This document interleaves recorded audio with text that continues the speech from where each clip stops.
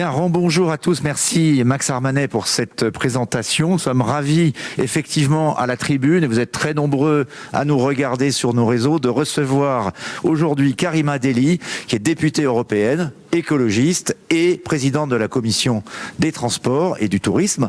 Évidemment, pour parler de la crise du secteur aérien, on est très content de vous avoir. Merci d'être présente ici. Et Bertrand Piccard, qui vient effectivement, qui est un complice aussi de la tribune. Je me souviens d'un très beau numéro spécial qu'on avait fait à la une avec vous. Vous avez fait 2 tours du monde, l'un en ballon, le deuxième en, effectivement, cet avion solaire. Vous êtes le président de la fondation Solar Impulse et vous avez pris beaucoup d'initiatives pour chercher des solutions. Vous cherchez 1000 solutions pour décarboner la planète, pour sauver la planète, notamment dans le secteur bien entendu de l'aéronautique. On va en parler. Alors notre débat, en fait, il est intitulé « Le transport aérien est-il un bouc émissaire ?»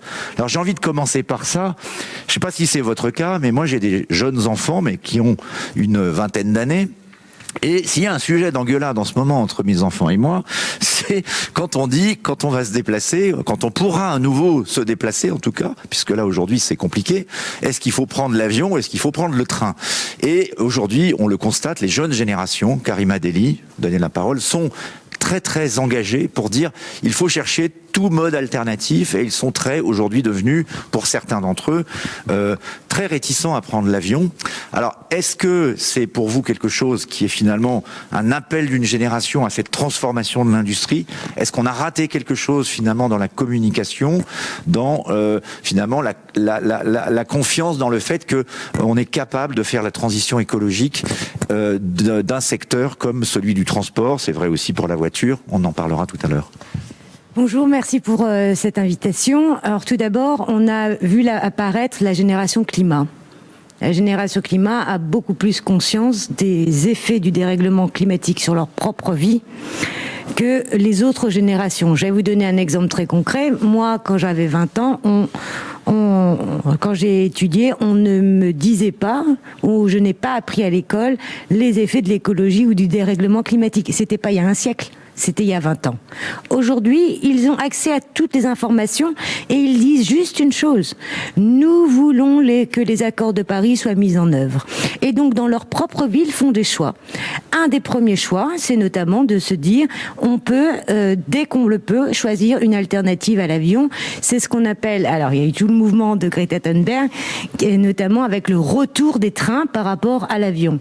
Pourquoi on en est là? Tout simplement parce que notre planète se réchauffe. Nous devons atteindre justement 2 degrés, bon, on devrait arriver à moins de 2 degrés, si on veut tenir une planète vivable.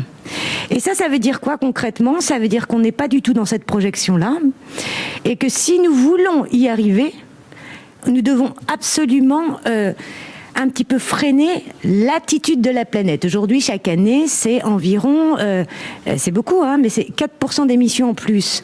Vous voyez, alors, on verra ce que va donner le Covid, parce que l'activité, bien sûr, s'est réduite et on a perdu des pourcentages d'émissions de CO2.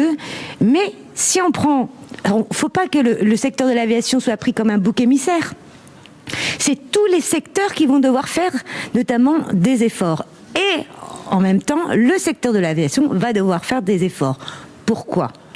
Tout simplement parce que c'est vrai que quand vous regardez les chiffres, on a tendance à dire c'est 2% des gaz à effet de serre à l'échelle mondiale. Alors tout le monde pourrait croire que c'est pas beaucoup, mais il faut prendre aussi, ça c'est en termes de CO2, mais il faut prendre aussi les chiffres en valeur absolue et il faut compter notamment le hors CO2.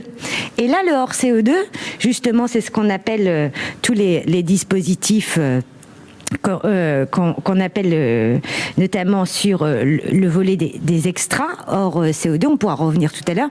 Mais le problème de l'aviation, c'est que c'est un secteur qui ne fait qu'augmenter.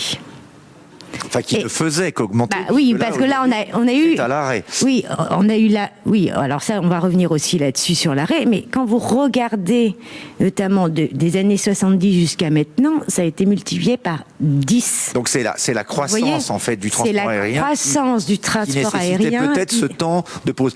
Peut-être pour faire une transition et passer la parole pour le débat à Bertrand Piccard, j'entendais ce matin Augustin de Romanet, le président d'Aéroports de Paris, qui nous écoute encore, et qui disait, en fait, il faut donner du temps à cette industrie aéronautique. Elle a pris des engagements, j'aurai un débat tout à l'heure avec tous les industriels, elle a pris des engagements de longue date pour se décarboner, donc elle a bien compris qu'effectivement la croissance du trafic nécessitait de prendre des mesures, mais il faut lui donner du temps et non pas l'accabler, parce qu'aujourd'hui elle est à terre. Qu'est-ce que vous dites, vous, Bertrand Piccard, qui est un amoureux de l'aéronautique et de l'avion?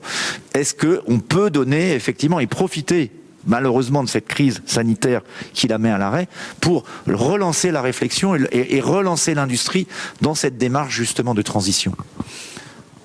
Bonjour d'abord. Bonjour Bertrand. Moi j'aimerais commencer par dire deux choses. La première, c'est que autrefois, le secteur de l'aviation dans son ensemble a lutté contre l'évolution écologique. L'aviation était même pas ne figurait même pas dans les accords de Paris. Il y avait un désir finalement de faire durer l'ancien système le plus longtemps possible. Les compagnies aériennes hurlaient à l'idée de compenser le CO2 émis par leurs avions ou par leurs passagers. Et puis, il y avait une forme de cécité. Il y avait une sorte de cécité volontaire, et ça, on l'a peut-être pas remarqué suffisamment. Mais maintenant, le secteur de l'aviation est un des secteurs qui fait le plus d'efforts, qui s'est réveillé de manière extraordinaire. Et ça ne se sait pas assez. C'est-à-dire qu'on croit que l'aviation est toujours dans le déni, alors que l'aviation maintenant est à la pointe de l'innovation, à la pointe de sa volonté. Quand Air France, l'année dernière, avant la crise Covid, annonce que tous les vols intérieurs vont être compensés sur le plan CO2, et que c'est une initiative venant de la compagnie et que personne ne les a poussés légalement à le faire, ça montre qu'il y a du changement. Alors maintenant, la crise Covid a un peu cassé tout ça, mais c'est sûr que cette évolution s'est mise en marche, et ça, il faut le faire savoir. Alors, est-ce que, Karima Delli, on peut faire aussi le parallèle avec l'industrie automobile? Il y a eu l'affaire Volkswagen, vous vous souvenez, le diesel a été voué aux gémonies aussi, et l'industrie automobile a réalisé aujourd'hui un effort considérable pour aller vers la voiture électrique. Alors évidemment, on n'est qu'au début, mais aujourd'hui, on regarde le delta des ventes, c'est les véhicules électriques qui marchent le mieux. Est-ce que, de la même façon, si on fait le parallèle, on peut donner du temps à l'aviation? Et quel peut être le rôle aussi du régulateur dans un secteur qui est évidemment mondial, très compétitif, pour donner les bonnes incitations? Alors, la première chose, c'est que, comme Bertrand l'a dit, c'est vrai qu'il y a eu des progrès qui ont été faits dans l'aviation et par l'industrie. Notamment, on a eu les avions actuels, y compris les moteurs, qui ont fait des efforts. Mais au fait, il y a la limite. La limite, c'est technico-industriel. C'est ça notre problème. C'est-à-dire qu'aujourd'hui, il y a eu énormément d'améliorations, mais le fait qu'on a augmenté le nombre de vols, l'effet rebond, en fait, il est nul. Donc ça, c'est le premier grand problème. Deuxième grand problème, c'est que bien sûr, développer un avion prend du temps. En termes, parce qu'il faut regarder les questions de sécurité, il faut regarder les risques industriels, mais c'est difficile. C'est difficile parce qu'on est aussi dans l'apparition de ruptures technologiques. Alors après, on invente des choses. Par exemple, on a inventé les agrocarburants. Et on sait très bien que les agrocarburants, c'est pas la solution. Et ça ne viendra jamais compléter, notamment, la capacité du pétrole. Ensuite, on a inventé des choses comme la compensation. On a dit aux gens, prenez votre vol et vous allez planter un arbre. Mais l'arbre, c'est dans 20 ans que vous allez voir s'il y a un effet. Si entre-temps, le dérèglement climatique fait que on a, comme ce qui s'est passé en Australie, des forêts qui brûlent, et ben l'impact, il est zéro. Et en plus de ça, vous mettez dans la tête du consommateur une idée totalement fausse, c'est-à-dire qu'il prend l'avion et il pense qu'au fait, il est neutre en carbone, alors que pas du tout. Donc, qu'est-ce qu'il faut faire? Parce que c'est ça la grande question. La grande question du moment, c'est de dire une chose qui est pour moi vitale, c'est que si on veut prendre le secteur de l'aviation dans une autre mouvance, il va falloir travailler sur la question de la sobriété. Qu'est-ce que ça veut dire concrètement la sobriété? Oui, il va falloir qu'on arrête une part de croissance des vols tels qu'on les a eus aujourd'hui. Il est vrai que, par exemple, en France, on a dit, bon, on va annuler toutes les lignes s'il y a l'alternative au train, de 2h30. D'accord? Mais au fait, quand vous regardez les lignes d'avion de moins de 2h30, c'est rien. Donc il faudrait déjà regarder, pas 2h30, mais 4h30. À partir de 4h30, on a un effet bénéfique. La deuxième chose, c'est que toutes les compagnies aériennes doivent jouer le jeu. Et c'est là où le problème. C'est pas seulement la compagnie nationale qui doit faire des efforts. C'est toutes les compagnies, et là je reviens notamment sur la question des low cost, qui ont bouleversé le secteur notamment de l'aviation et qui eux-mêmes ont parfois des monopoles sur certaines lignes. Donc quand on supprime une ligne, c'est pas pour une compagnie, c'est pour toutes les compagnies. Ensuite, une troisième chose, c'est qu'il ne faut absolument pas mettre en concurrence le secteur de l'aviation et le secteur d'avenir, qu'est le train. Au fait, les deux doivent absolument travailler ensemble. Et je pense que un des volets d'action tout de suite qu'il faut mettre en place, c'est changer les flottes. Aujourd'hui, on a des avions qui consomment 20 à 30% de moins, notamment de carburant. On reviendra sur la question kérosène, si vous voulez bien. C'est cette flotte-là qu'il va falloir changer, et vite. Donc, on a besoin de ça. Et une part du secteur de l'aviation doit absolument rentrer sur des questions, notamment de transformation dans l'industrie du ferroviaire. Et en même temps, il y a plein de belles choses à faire tout de suite. Et je suis sûre que Bertrand sera d'accord avec moi, mais par exemple, optimiser notamment les zones au sol. Vous voyez ? Ça, on peut le faire tout de suite. Qu'est-ce qu'on attend ? Le fait d'interdire que des avions puissent aller prendre du carburant moins cher dans un autre pays, et alors qu'il roule avec autant de carburant, ce qui fait que l'avion est plus lourd et donc émet plus de CO2, ça, on peut l'interdire. Il y a plein de choses à faire tout de suite, vous voyez, et c'est pas... Techniquement, ce n'est pas impossible, c'est possible. Et un des grands enjeux sur lesquels nous travaillons en ce moment en Europe, il est vrai que nous sommes en train de travailler sur ce qu'on appelle le ciel unique européen. Qu'est-ce que c'est que ce truc-là ? Au fait, dans le ciel, on a des routes où, au fait, les compagnies aériennes prennent les routes qu'elles veulent. Sauf qu'on n'a pas optimisé les flux. Donc nous, notre but, c'est d'optimiser les flux. C'est un projet qui a 20 ans quand même.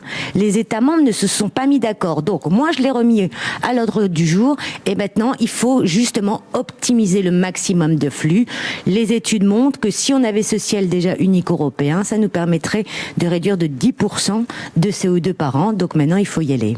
Bertrand Piccard, l'objectif, on le connaît, mais est-ce qu'il y a une alternative à la décroissance ? Est-ce qu'on peut imaginer effectivement, d'abord, est-ce qu'il est si évident que ça, que le train est plus écologique que l'avion ? Si on prend son bilan carbone global, on a construit beaucoup de lignes de TGV, on n'a jamais calculé le bilan carbone comparé à celui de lignes aériennes. Alors, je suis content, Philippe, qu'on arrive au terme de décroissance, parce que quand on parle de décroissance, il faut décroître quoi ? Si c'est décroître le fonctionnement économique du monde, c'est ce qu'on a aujourd'hui avec la crise Covid, et ça met des millions de personnes au chômage et des milliers d'entreprises en faillite. Ça fait de la souffrance humaine, et on ne peut pas se permettre ça. Si maintenant on parle de décroissance du gaspillage, de décroissance de l'inefficience, on a parlé de sobriété. Voilà, de décroissance de la démesure. À ce moment-là, j'applaudis des deux mains. Mais ça va pas se faire en empêchant les gens dans leur liberté. Ça va se faire en leur donnant accès à des technologies qui sont beaucoup plus efficientes, beaucoup plus propres. Et moi, ce que je remarque, et c'est ça qui me donne de l'espoir, c'est que ces nouvelles technologies, elles sont financièrement rentables. C'est-à-dire que ça devient, dans beaucoup de domaines, beaucoup plus rentable économiquement de protéger l'environnement que de le détruire. Et c'est ça qui crée des emplois. Alors on voit aujourd'hui avec la relance, ce qu'on appelle la relance verte. Moi, j'aimerais appeler ça la relance efficiente. Elle doit être efficiente, c'est-à-dire qu'on doit soutenir les secteurs qui vont vers davantage d'efficience. Alors, c'est très beau de parler d'aviation, avec ses 2% d'émissions de CO2. Mais pendant ce temps, il y a le transport routier qui en fait 20. Et il serait aberrant de soutenir les entreprises automobiles qui continuent à fabriquer des moteurs à combustion et des SUV qui seront interdits dans les villes dans 5 ou 10 ans. Vous avez vu que l'Angleterre a décidé d'interdire tous les véhicules à combustion neufs en 2030, c'est dans 10 ans. Donc si on soutient l'industrie automobile comme elle était avant, on gaspille l'argent de la relance. on doit favoriser tout ce qui va permettre d'avoir des moteurs beaucoup plus efficients, qui consomment moins, des moteurs électriques, de l'hydrogène, des dispositifs anti-pollution et tout ça. Pour l'aviation, c'est la même chose.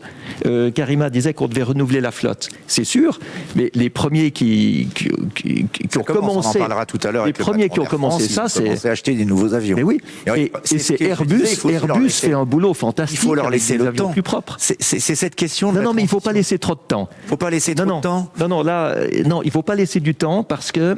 Sinon, on commencera demain au lieu de commencer aujourd'hui. Comment on fait? Karima Delli a évoqué l'idée, juste pour prolonger le débat, de la taxation du kérosène qui n'est pas taxé. Et l'autre option qu'on envisage, c'est d'introduire beaucoup plus de biocarburants dans les carburants qu'on utilise, de créer une filière de biojet. L'industrie y réfléchit. Est-ce qu'il faut pour ça passer par l'instrument fiscal, Karima Delli? Alors, il y a plusieurs choses. Parce que Bertrand, il fait la comparaison avec la route. Mais par exemple, quand vous prenez 1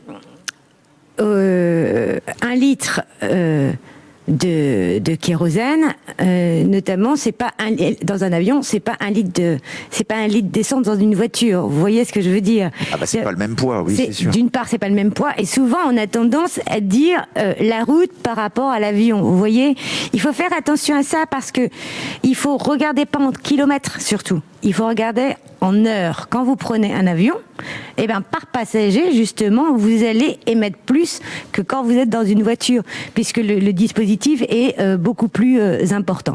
Maintenant, sur la taxe kérosène, ce qu'il faut voir, pour moi, c'est une question de justice sociale et fiscale. Il est hors de question que quand vous avez une voiture, vous payez une taxe, notamment sur votre carburant, et que l'aviation, non. C'est une question qui se pose au niveau européen, au niveau international. Ça fait référence notamment à la Convention de Chicago. Alors la Convention de Chicago, personne dans cette salle n'était né, hein. Ben, je crois. Date des années 30. 1948 exactement. Vous voyez? Donc ça veut dire qu'on a pris un phénomène que l'on adapte en 2020, alors que l'évolution est aujourd'hui incroyable. Pourquoi? La taxe kérosène existe dans d'autres pays. Aux États-Unis, il y a une taxe kérosène. Au Japon, il y a une taxe kérosène. Pourquoi nous n'avons pas de taxe kérosène? Ce qui est un scandale, puisque le manque à gagner au niveau européen, c'est 33 milliards d'euros. Et c'est là où je reviens sur ce que dit Bertrand. Mais avec 33 milliards d'euros, vous pensez pas qu'on a autre chose à faire, justement, pour aider, parce qu'il va falloir aider, moi je le dis, l'industrie automobile, pas l'industrie automobile, l'industrie de l'aviation, sur une volonté de travailler notamment sur un nouveau modèle, notamment d'aviation. Ça, c'est la première chose. Je rappelle qu'il y a un super projet qui s'appelle Shift Project, qui le dit très bien, mais ça devrait être des nouvelles usines intelligentes d'ici 2030, parce que nous n'avons pas le temps. Qu'est-ce qui est fait aujourd'hui? Rien.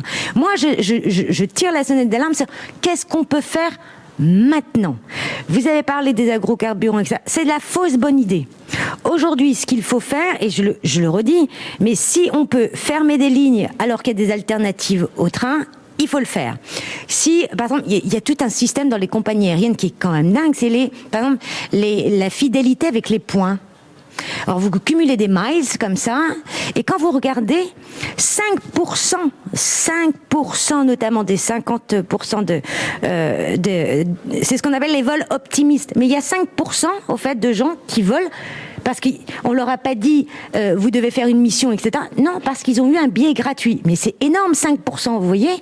Ensuite, il va falloir revoir l'optimisation à l'intérieur des avions, parce que parfois les avions ne sont pas pleins. C'est ce qui arrive notamment sur l'aviation d'affaires, qui est un scandale absolu, hein, je vous le dis. Un avion d'affaires, lui, il n'est pas rempli. Alors là, il faut calculer la question de la consommation par passager, et vous verrez bien que ça explose. Une dernière chose que je voudrais vous dire, et qui, moi, me semble très, très important, c'est que nous ne pouvons plus perdre de temps sur ce secteur. C'est très important de vite, justement, lier le secteur de l'aviation au secteur notamment du train. Et en même temps, je comprends et j'entends tout ce qu'on me dit, puisque j'ai l'occasion de voir des industriels travailler sur des projets comme le projet d'un avion à hydrogène. Mais l'avion à hydrogène, je suis désolée de vous le dire, ce ne sera pas avant 2035, voire 2040. Donc, qu'est-ce qu'on fait pendant 20 ans? Et donc, c'est là où il faut prendre tout de suite les mesures d'accompagnement en plus, ce sont des ingénieurs, ce sont des gens incroyables. La qualité d'un service d'une compagnie aérienne aujourd'hui pourrait être mise à disposition dans les trains. Qu'est-ce qu'on attend? Ça crée des emplois. Là, on peut y aller. Et au fait, je crois que c'est pas une question de stigmatiser l'aviation, c'est une question de bon sens et d'accompagnement. Alors, Bertrand Piccard, allez-y, réagissez. J'avais une question sur la fiscalité quand même. Voilà, mais qu'est-ce qu'on fait pendant 20 ans? Oui, voilà. Eh bien, pendant les prochaines 20 années, on va prendre des avions de plus en plus grands pour appliquer ces nouvelles technologies. Aujourd'hui, on peut voler avec des biplaces électriques à batterie pour les aéroclubs. Silencieux, propre. On peut voler avec des 9 places à hydrogène, zéro avia. Aux États-Unis. Donc, on voit qu'on va monter en puissance pour avoir des avions de plus en plus gros. Donc, déjà aujourd'hui, c'est possible, mais c'est vrai que pour avoir un transatlantique, ça va être un peu plus long. Et puis, une chose, pour qu'on n'ait quand même pas l'impression que Karima et moi, on est d'accord sur tout, j'aimerais quand même corriger ce que tu as dit sur l'heure de vol. On ne peut pas comparer à l'heure. Parce qu'en 1 heure, on fait 900 km en avion, alors qu'on fait 80 km en voiture. Oui, sauf donc que ça doit être reporté au kilométrage. Mais non, parce que... Et au niveau du kilométrage, on voit que l'avion consomme moins par passager que quelqu'un qui est seul dans sa voiture et même 2 personnes dans une voiture. Bon, pour sortir d'un calcul peut-être un peu mais c'est compliqué, mais c'est intéressant parce que ça montre quoi? Ça montre que l'aviation aujourd'hui est spectaculaire. Que l'aviation représente 2% des émissions et apporte des bénéfices quand même indiscutablement évoluer. Quand on pense aux vaccins qu'il va falloir transporter dans le monde entier, heureusement qu'on a des avions. Voilà, mais c'est des bénéfices extraordinaires. Mais comme c'est spectaculaire, on se focalise un peu sur l'aviation. Et à qui est-ce que ça profite?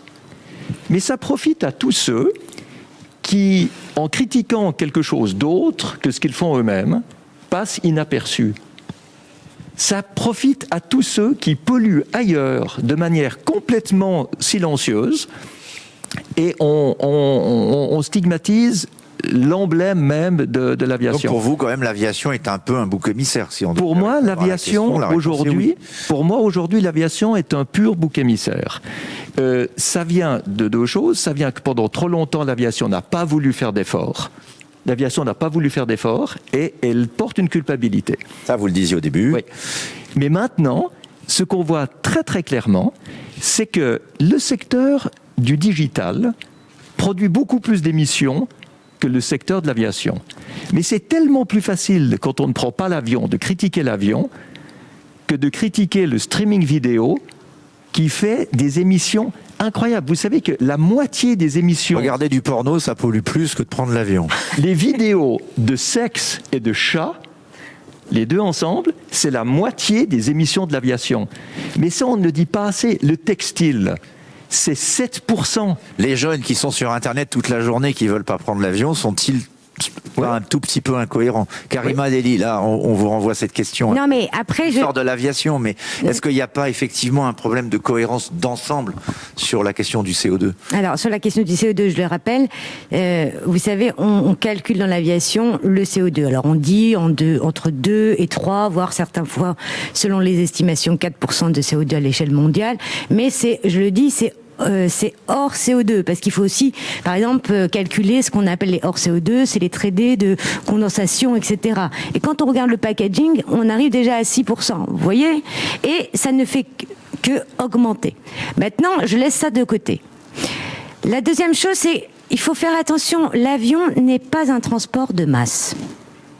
Je le dis de manière très concrète. Ça l'était avant la crise, quand même, ça le devenait avec les low cost. Ça commençait mais c'est ça le problème.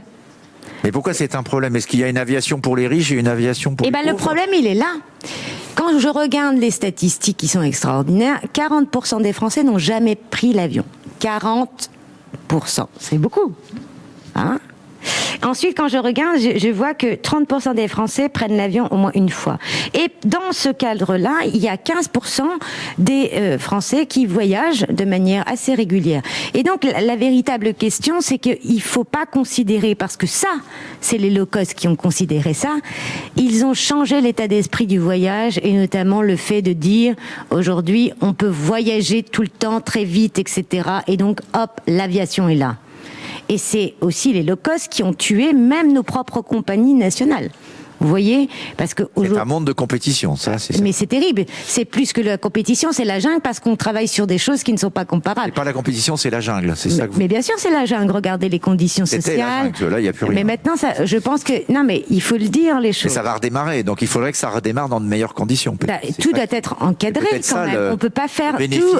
On peut pas faire tout et n'importe quoi. Hein. C'est de se poser. Bertrand Piccard, là-dessus, sur l'opportunité de cette crise pour repenser peut-être. Non, mais moi j'ai assez peur de la mentalité où, parce que 40% des Français n'ont jamais pris l'avion, il faut dire que l'aviation est quelque chose qui est réservé à une élite. Parce que vous avez dénoncé le communisme du CO2, j'ai vu dans une interview. Mais oui, parce que finalement, dans une société, on est plein de minorités. Il n'y a pas de grande majorité. Alors, ceux qui ne prennent pas l'avion critiquent l'avion. Ceux qui ne sont pas chasseurs vont critiquer la chasse. Ceux qui ne font pas de moto vont critiquer les motos. Ceux qui ne font pas de natation... Dans une société polarisée. Ceux qui ne font pas de natation vont critiquer l'entretien des piscines municipales. Et finalement, on va critiquer tous les autres en croyant qu'on est le seul à avoir raison. Et ça, j'aime pas. Je pense qu'on doit vivre dans une société de tolérance où les activités des autres doivent être acceptées, à condition qu'elles ne dérangent pas. Et si elles dérangent, elles doivent être régulées. Et si elles polluent, elles doivent être améliorées. Mais on ne peut pas simplement prendre quelques boucs émissaires pour se donner bonne conscience à soi-même et continuer soi-même à être sûr qu'on a raison. Alors, Karima, on est au cœur du débat, là. Non, mais justement, la thématique n'est pas de prendre comme bouc émissaire, c'est de faire des constats. Le constat, c'est que l'avion n'est pas un transport de masse. Ça veut dire qu'aujourd'hui, dans la mobilité, et tu le sais très bien, Bertrand, la mobilité du quotidien, les gens ne prennent pas tous les jours l'avion. Et donc, sur les choses sur lesquelles il faut travailler en urgence, c'est leur mobilité du quotidien. Et c'est là où ça devient très très urgent. Parce que quand vous regardez notamment la question, tout à l'heure on a parlé des territoires, mais les fractures territoriales, les questions notamment de pollution, etc., c'est sur ça qu'il faut concentrer aussi nos efforts. Et donc, la véritable question aujourd'hui, elle est véritablement de dire que l'avion, c'est pas la priorité de la mobilité des gens, c'est véritablement de travailler sur leur vie au quotidien, c'est-à-dire les transports en commun, etc. Remplacer un vol pour quelqu'un qui travaille dans le monde, en tout cas d'avant, remplacer un vol, alors vous dites 4h30, donc 4h de train, voire on va envisager des trains de nuit. Est-ce que c'est réaliste, en tout cas dans le monde économique de compétition dans lequel on est, que de dire à tout le monde, il n'y aura plus de possibilité de faire un voyage qui normalement prend 1 heure et vous allez faire 4h30, voire devoir prendre un train de nuit. Est-ce que c'est pas une forme de régression ? Absolument pas. Au contraire, je vais vous dire, depuis maintenant quelques années, vous savez, moi, ça fait 5 ans que je porte les trains de nuit à l'échelle européenne. Tout le monde se moquait de moi. Et aujourd'hui, Emmanuel Macron vous a donné... Alors, il m'a pas donné raison, parce que lui, il veut rouvrir des lignes, mais qu'à partir de 2022. Alors que la France était le pays où il y avait 550 gares qui desservaient des trains de nuit. C'était pas il y a un siècle, c'était en 1980. Vous voyez ? Et au fait, on a tout détruit pour aller dans la vitesse, au plus vite, etc. Donc ça, c'est un premier problème, parce qu'entre-temps, qu'est-ce qu'on a fait ? Eh ben, justement, on a détruit énormément d'emplois. La deuxième chose qui, moi, me semble incroyable, c'est que le train de nuit nous réapprend à voyager. Et au fait, c'est ça qui est extraordinaire, le temps d'une nuit. Donc, vous dormez alors, vous économisez, en plus, votre chambre d'hôtel, mais vous vous réveillez dans un autre lieu. Et ça n'a pas de prix en termes d'imaginaire. Et la troisième chose, c'est que tout simplement, c'est 30 à 40 fois moins polluant que l'avion. Vous voyez, c'est aussi simple que ça. Donc, moi, je suis très contente qu'au niveau européen, le mouvement des trains de nuit est en train de prendre d'une ampleur incroyable, mais je regrette vraiment, et je le dis, que ce soit les Autrichiens qui ont misé sur le train de nuit parce qu'ils considèrent que ce n'est pas une cible, ce n'est pas une niche. Donc ils ont investi les trains de nuit. Et que justement, avec ÖBB, leur compagnie, ils ont décidé d'avoir du matériel roulant. Et aujourd'hui, c'est eux qui sont en train d'ouvrir d'autres lignes en Europe. Mais en France, nous avons Alstom, en plus qui vient d'acheter... cette entreprise-là. Rapproché de Bombardier. Voilà. Et donc, on a tout pour bien faire. On peut lancer une véritable politique industrielle avec notamment le train de nuit parce qu'un train de nuit, il faut des lits couchettes, il faut aménager, etc. On a tout pour bien faire. Qu'est-ce qu'on attend? Eh ben, notre président de la République, il dit, je vais attendre de réouvrir pour 2022, par exemple, le Paris-Nice. Mais le Paris-Nice était fermé en 2016, comme le Paris-Berlin. Pourquoi on a fermé tout ça alors qu'aujourd'hui la demande citoyenne est là et que peut-être pour maintenir l'activité de l'aéroport de Nice et ses emplois. Et ben là il y a un problème de fond parce que justement. En tout cas il y a deux visions de la société. Non mais et là c'est important parce que on va revenir à Bertrand. Non mais gagner la bataille du climat, c'est gagner la bataille de l'emploi. Hein. Alors ça aussi. Bertrand, vous avez cité effectivement la magie qu'est cet objet de plusieurs tonnes, centaines de tonnes, milliers de tonnes qu'on met dans le ciel et qui vole. Et effectivement, aujourd'hui, l'énergie pour déplacer cet objet est polluante. Mais vous êtes l'incarnation, par le tour du monde en avion solaire que vous avez fait, de l'espoir que, et donc ça c'est l'espoir, on a encore 20 minutes, se projeter maintenant dans le futur. Donc on parle de l'avion à hydrogène en 2050. On parle, vous l'avez un peu cité tout à l'heure, de la possibilité, peut-être pas pour des longs courriers, mais pour des courts courriers, de l'avion électrique. Qu'est-ce qu'on peut espérer que cette industrie géniale qu'est l'aviation, qui a été inventée en partie en France en plus, cette industrie qui crée des emplois et qui a des ingénieurs, on l'a dit, extraordinaires, puisse faire des ruptures technologiques dans les années qui viennent. Et alors j'ai bien compris la problématique de la transition avant que ça arrive. Non, mais c'est clair que l'aviation est un symbole d'innovation extraordinaire. Quand on voit qu'on a passé en 50 ans de l'avion des frères Wright au Boeing 707, c'est totalement miraculeux. On n'a jamais vu une évolution pareille dans l'histoire de l'humanité. Maintenant, il faut bien voir que l'Airbus 340, pour un non-spécialiste, il ressemble toujours au Boeing 707, 50 ans après. Ce qui veut dire qu'après le Boeing 707, on a fait de l'optimisation et on n'a pas fait de disruption innovative. Et maintenant, la crise de l'aviation doit pousser les constructeurs à revenir à la disruption. Donc on doit changer les formes, on doit changer les propulsions, on doit changer les carburants, on doit changer les modèles, on doit changer certaines destinations. C'est vrai, on ne peut pas continuer comme avant.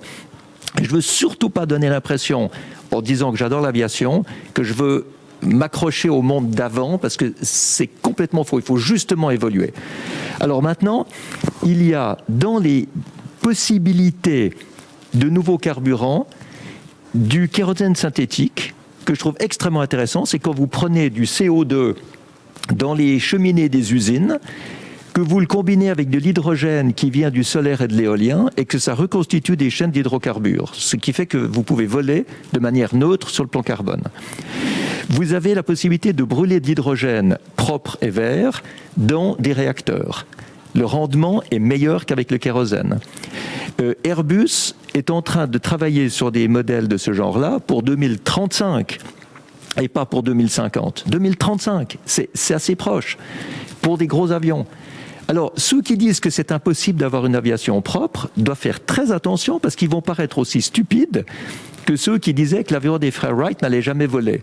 Et à l'époque, il y avait beaucoup de gens qui disaient c'est impossible de faire voler un avion parce que c'est plus lourd que l'air, donc ça ne peut pas voler. Karima Delli, l'industrie, alors j'ai bien entendu ce que vous avez dit sur la transition, mais cette industrie aujourd'hui, elle est en train de réfléchir à l'avion zéro émission. Ça va prendre du temps, mais est-ce que ce n'est pas aussi quelque part l'espoir de pouvoir voler sans émettre effectivement et sans polluer, que de laisser effectivement cette industrie garder la possibilité d'avoir les conditions économiques de son activité. Aujourd'hui, elle est à terre, on le disait tout à l'heure.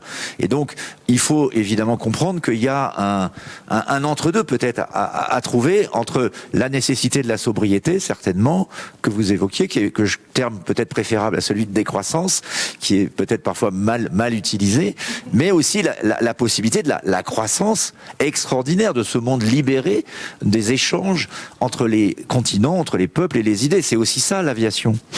Non, mais l'avenir va être, je crois, de diversifier les activités des compagnies aériennes et de relancer, et tu as tellement raison, Bertrand, il faut relancer l'industrie aéronautique, parce que l'industrie aéronautique, c'est l'aviation, mais c'est toutes les questions de moteurs, etc. Ce sont des filières très techniques, hein, et ça, il faut le dire. Et c'est aussi des filières stratégiques. Et ça, moi, je le dis pas, c'est une haute valeur ajoutée parce que les compétences techniques sont là. Donc, on peut pas perdre nos compétences techniques. C'est la raison pour laquelle, moi, je pense que dans un premier temps, ce qu'on peut faire tout de suite, sans attendre 2035, c'est d'abord de remplacer l'ensemble des flottes, parce qu'aujourd'hui, on sait faire justement des avions qui consomment 20 à 25% de moins de kérosène. Ça, on peut le faire, par exemple. Vous voyez, ça, on est dans la capacité de le faire. Optimiser les flux au sol, ça, on sait le faire aussi. Pourquoi on ne le fait pas ? Vous voyez, il y a des choses qui nous permettraient réellement tout de suite de gagner Mais ça, il y a des engagements qui ont été pris quand même depuis 2007, qui ont été réédités en 2015. Alors je sais bien que les jeunes générations le disent, elles ne leur font pas forcément confiance. Peut-être ces engagements ne sont pas assez contraignants, mais ils sont quand même là. Tous ont pris l'engagement d'être net zéro à l'échelle de l'industrie en 2050. Oui, mais c'est trop loin. Oui, mais 2050, c'est trop loin, alors que c'est des choses, aujourd'hui, il faut plus attendre, c'est du jour au lendemain. C'est maintenant, c'est pas dans 10 ans, c'est pas dans 20 ans.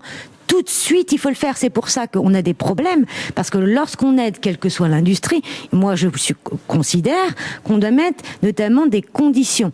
Les conditions, des conditionnalités sociales et des conditions environnementales pour impulser. C'est véritablement ça qui nous permet de changer aussi les attitudes.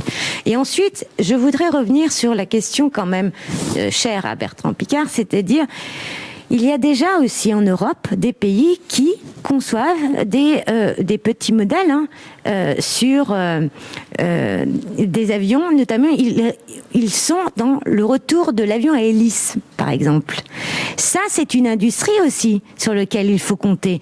Personne n'en parle. Ensuite, il est vrai que la Norvège fait des essais aujourd'hui et elle va sur l'aviation, sur les avions, notamment solaires, ou alors électriques, ils sont déjà en avance. Mais c'est sur des petits trajets. Donc la véritable question, c'est qu'il y a plein d'innovations qui sont là. Mais comme je le disais tout à l'heure en coulisses à Bertrand, c'est micro. C'est micro. Et donc, il y a plein de modèles qu'on pourrait aussi demain faire macro. Mais encore faut-il que des industriels prennent le bon chemin. Parce que pour arriver à la neutralité carbone en 2050, vous voyez les efforts qu'il faut faire avant. Alors, et c'est là où nous avons un problème, c'est soit dès demain, on prend le virage et met en place des mesures qui sont techniques et réglementaires, ou soit on attend, mais attendre, il faut faire attention parce que la concurrence internationale est là aussi. Alors, il faut surtout pas attendre. Il faut surtout pas attendre parce que les Chinois, pendant ce temps-là, ils sont en train de travailler aussi à l'avion à hydrogène. Mais qu'est-ce qui va aider à accélérer le mouvement ? C'est des standards environnementaux beaucoup plus ambitieux. Parce qu'aujourd'hui, les lois permettent de polluer, permettent de mettre autant de CO2 qu'on veut dans l'atmosphère, et puis on regarde ça et on se plaint en disant les autres polluent.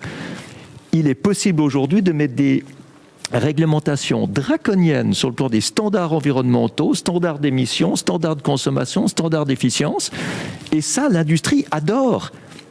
Parce que c'est ça qui fait ressortir la valeur des ingénieurs.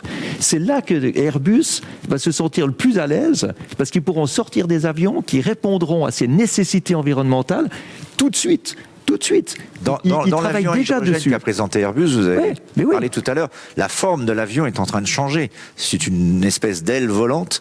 Ça ne ressemble pas du tout au Boeing dont vous parliez tout à l'heure. Est-ce que ça veut dire qu'il va falloir effectivement, vous parliez de disruption, penser aussi à un autre modèle de transport aérien que celui qu'on avait aujourd'hui en prenant l'avion, effectivement, un peu comme on prenait un bus, quoi. Mais il faut un autre modèle économique mondial. Et pas que dans l'avion. Parce que qu'est-ce qui se passe aujourd'hui? Pourquoi est-ce qu'il y a un tel gaspillage? Parce que les marges bénéficiaires sont devenues tellement faibles qu'il faut se rattraper sur la quantité. Donc on fait de l'obsolescence programmée pour que les gens doivent changer de téléphone tous les 2 ans ou d'ordinateur. On fait des vols low cost pour transporter plus de gens. On vend plus de voitures avec grand renfort de publicité. Quand j'ai appris que Renault avait 4% de marge sur une voiture, je suis tombé de ma chaise. Je me suis dit, c'est pas normal que dans une industrie où il y a autant de gens de valeur qui travaillent, on gagne si peu. Alors le résultat, c'est que tout coûte de moins en moins cher, tout est de plus en plus inefficient, et on doit changer tout le temps pour rester à la mode. Le modèle est faux parce que c'est ça qui crée le plus de pollution et le plus d'inefficience. Ce qu'il faut, c'est un modèle économique dans lequel les industriels gagnent plus et vendent moins. Si vous gardez votre téléphone 4 ans au lieu de 2 ans... Une bonne définition de la sobriété, effectivement. Mais oui, mais ce n'est pas une sobriété économique. C'est une sobriété psychique. Parce que si un client... Même le point sur la rareté aussi. Ouais, non, mais si un client paye des ressources. Hein. Si un client achète un téléphone tous les 4 ans au lieu de tous les 2 ans, ça lui coûte 2 fois moins cher. Donc, en supprimant l'obsolescence programmée, on peut imaginer que le fabricant de téléphone gagne plus et que le client économise. Même chose, le modèle Engie dans la fabrication d'énergie, qui commence à rapporter moins que les services qui aident le client à être plus efficient. Dans l'aviation, les billets, je suis désolé, les prix des billets devraient être plus chers, que les compagnies aériennes gagnent plus, mais alors on en arrive effectivement à cette notion que tout doit être accessible à tout le monde.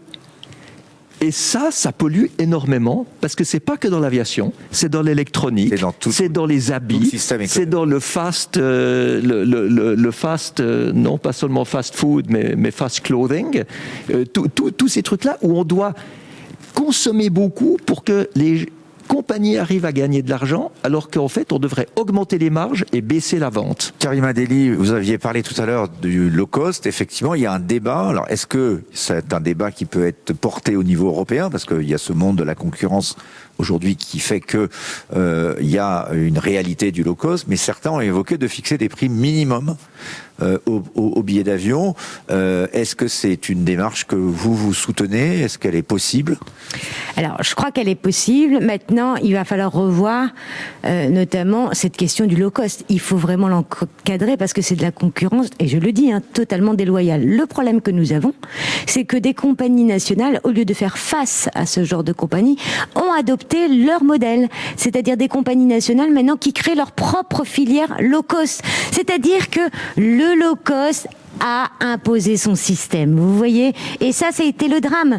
Une compagnie nationale, j'ai Air France qui crée Transavia, ou je peux pas toutes les dire, mais là il y a un problème parce que c'est le low cost qui impose son système. Et ensuite, vous regardez toutes les marges, c'est extraordinaire parce que le low cost, je pense notamment par exemple à, je vais le dire, à Ryanair, mais c'est vraiment de la concurrence fiscale déloyale, parce qu'ils ne paient pas d'impôts comme ils devraient le faire. C'est de la concurrence sociale parce qu'il a fallu regarder les conflits. Il n'y avait pas de reconnaissance de syndicats. À partir de 2018 seulement, ils ont reconnu les syndicats, notamment des pilotes, etc. La troisième chose, c'est qu'ils sont dans un monopole parfois de territoire. C'est-à-dire qu'on préfère donner des aides publiques à ce genre de compagnies qu'à d'autres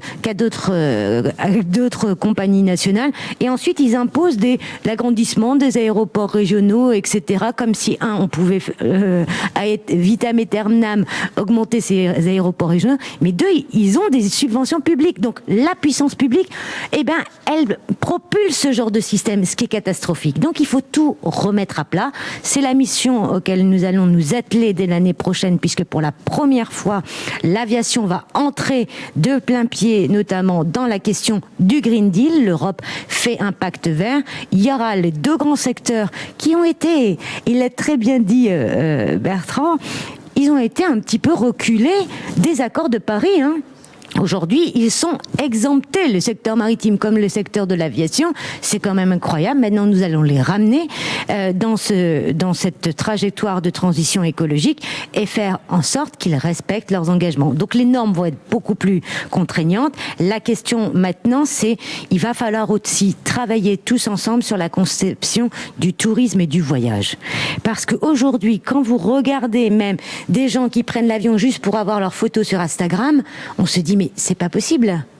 Ce n'est pas la conception Est-ce que ce de n'est pas leur liberté néanmoins? Est-ce qu'il n'y a pas quelque chose d'un petit peu, une société, pardon, mais on est dans qui est un peu dystopique? On va interdire aux gens de voyager. On ne leur interdit pas. Et alors, qu'est-ce qui, et à un moment donné, si ça leur fait plaisir de mettre des photos sur Instagram? Je pense que c'est pas l'interdiction de voyager qu'il faut promouvoir, c'est le côté illogique du voyage. Et si quelqu'un veut aller faire ses courses à Barcelone et prendre son café à Barcelone le samedi pour rentrer le dimanche matin, je dis pas qu'il faut l'interdire. Ce monde-là est fini. Mais je dis qu'il faut que les gens payent le juste prix de leur action. Parce que ce n'est pas normal qu'on puisse polluer totalement impunément. Donc, à supposer qu'arrive le vaccin, et on l'espère tous, qui va, pour boucler finalement la boucle, il nous reste 5 minutes, comment vous voyez redémarrer, vous, finalement, le secteur du transport aérien dans une forme de responsabilité, effectivement. Bon, je pense qu'eux-mêmes ne savent pas très bien, d'abord, quel va être le comportement des gens, parce que cette période de mise sous cloche a quand même changé, je pense, Karima Delli. Les gens ont réfléchi, je crois, sur ce que vous décrivez. On a beaucoup parlé du monde d'après, du monde d'avant. Il y a quand même peut-être une part de réalité. Et donc, comment vous voyez les choses? Et est-ce que ça peut être l'occasion, effectivement, de tout remettre à plat, y compris cette question des excès, finalement, du monde d'avant? Mais on le voit et on l'a vu durant la période de cet été.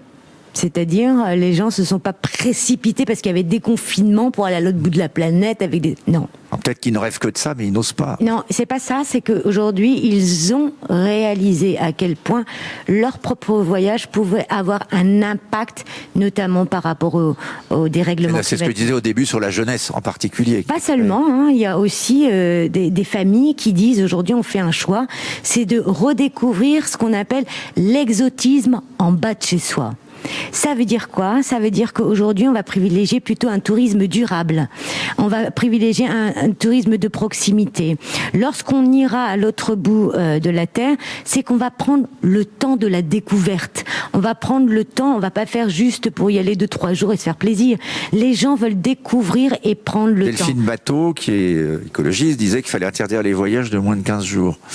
Mais il y a plein de choses. C'est un peu excessif. Non, mais vous voyez, les gens ont aujourd'hui des comportements qui n'avaient pas avant. Il y a une vraie réflexion. C'est la raison pour laquelle, désormais, au niveau européen, nous sommes en train de réfléchir à qu'est-ce qu'on va appeler du tourisme durable, comment on va renforcer le tourisme local, comment on va faire aussi pour retrouver des destinations qui sont à côté de chez nous, mais on n'ouvre plus les yeux pour pouvoir réellement que ces touristes ou alors ces industries locales en bénéficient. Bertrand Piccard, on approche de la fin. Comment réconcilier la liberté de voyager, de voler, ce plaisir de voyager avec l'écologie et avec finalement une activité économique qui crée des millions d'emplois dans le monde? Il faut quand même aussi y penser, le tourisme, des millions d'emplois, y compris dans les pays pauvres. Alors, je pense qu'à terme, quand je dis à terme, c'est pas 2050, c'est 2035, nous aurons la possibilité d'avoir une aviation qui est propre.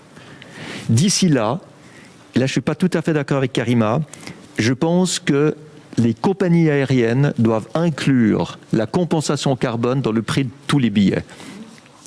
Alors, la compensation carbone, ce n'est pas de planter un arbre. La compensation carbone, c'est de mettre de l'argent là où il manque d'argent pour transformer des centrales à charbon en éoliennes, des génératrices diesel dans les pays en voie de développement en centrales solaires. Donc, il y a une vraie compensation où on prend physiquement du CO2 en dehors de l'atmosphère quelque part pour pouvoir voler et quand même voyager. Alors, si on fait ça, je pense que là, on est capable de vraiment passer un message où on se dit, chaque passager doit compenser ce qu'il cause comme pollution, mais ça permet de le mettre sur un plan général. C'est plus seulement le passager de son siège d'avion, c'est le passager de la voiture, c'est celui qui a une maison avec un chauffage au mazout. C'est toute il faudra notre avoir société. une vision de la compensation finalement qui soit plus globale. Il faut une qui vision. finance la transition de l'ensemble des secteurs finalement. Oui, complètement. Et il faut voir qu'aujourd'hui, la réglementation permet de polluer parce qu'elle est beaucoup trop laxiste dans tous les domaines et que tout ce qu'on dit sur le domaine de l'aviation et qui est juste en termes de domaine de l'aviation doit être fait également partout ailleurs. Et si c'est fait partout ailleurs, à ce moment-là, l'aviation ne sera plus un bouc émissaire. L'aviation aura été un déclencheur qui aura poussé l'ensemble de la société à s'améliorer. Et une fois de plus, l'aviation aura eu un rôle magnifique à jouer dans le développement de l'humanité. Il aura été à la pointe. Je crois que ça peut être une belle formule pour finir notre débat. Merci à tous les deux, Karima Delli, Bertrand Piccard. Finalement, vous étiez assez d'accord, mais pas surtout. Et vous pourrez bien sûr réécouter ce débat lors de nos replays. Je passe la parole à Max Armanet pour le prochain débat. Merci encore.